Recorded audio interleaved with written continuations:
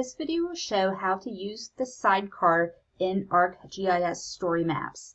A sidecar allows you to have a stationary media block while you have a scrolling narrative. So as you look over here, you can see these three dots, and as you scroll through this, you see that your narrative block it changes, and as you're scrolling through that narrative block, the associated map that's with it also changes. So we're going to set up something similar for the 3 waves of the 1918 influenza pandemic. To insert the sidecar, I simply click on the plus sign here and then go to sidecar, and I decide whether I want it to be a floating panel or a docked panel. The one that you saw in the example that I just showed was the docked panel, so we're going to select the floating panel so that you can see a different type. So once you add your sidecar, you get something that looks like this, where this is the block where your narrative would go. This is how you would add your media, and then this is how you would add the 3 different waves of the pandemic. Notice here, when you look at the bottom here, you have something that says slide 1 of 1. You see a little delete button to get rid of any slide that you have.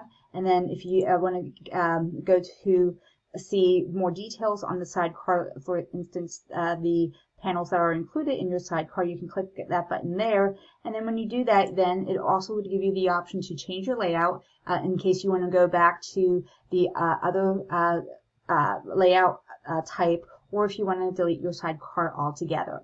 But I want to add content to my sidecar, so I'm going to simply click Add Media, and then I'm going to go to Add Map. Now you can also add an image or a video here, or an embed here. But again, I'm going to add a map, and then you can select whether you want to add an express map or you want to add a map that's in your ArcGIS online account. I'm going to select one that I have pre-created that looks at the early 1918 deaths, so essentially the first wave of the 1918 flu pandemic. Then I click Place Map.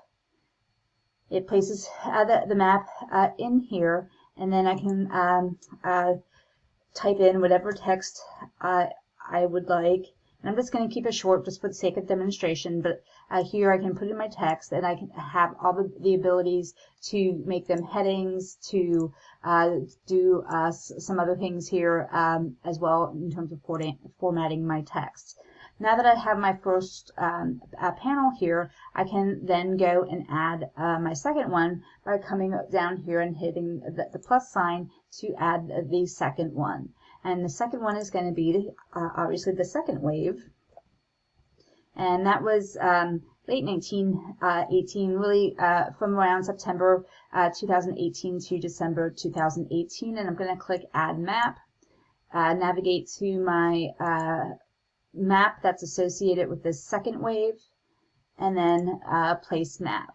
And when I come in here, notice that it has me on the first wave still. If I click on the second wave link, I can change things up here.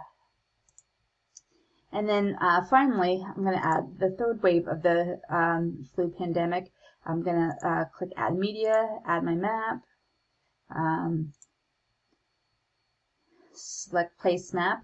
And just as a reminder, if you want to edit your map in any way, for instance, if you want to go in and change the symbology of it, or add data to your map still, you can click Edit Map in ArcGIS, and it will open up the map in the ArcGIS Online map viewer. I can click Place Map, and it places the map in here, and I'm going to go again to there and call this the third wave.